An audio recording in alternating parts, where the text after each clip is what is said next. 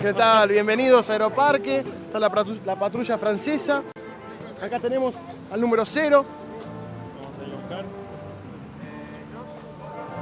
Bueno, muy contento por haber estado acá. Los muchachos, tenemos un corresponsal en la 9 de julio, otro corresponsal en el estacionamiento de Aeroparque. Y bueno, pasen, vean y disfruten.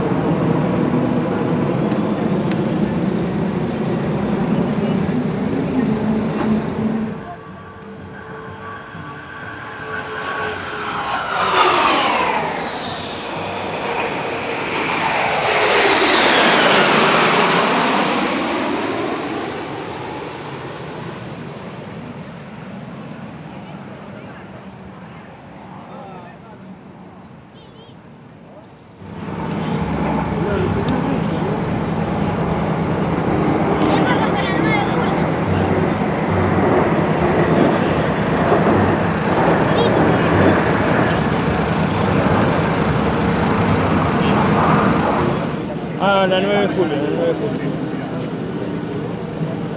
Yo hablo por teléfono con vos y estoy grabando. De lo que sucede en el centro de la ciudad. Hay ganas de ver a un avión Pampa y luego los 9 aviones.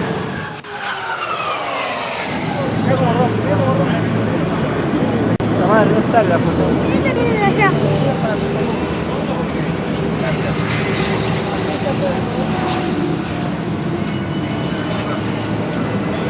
Vamos para allá.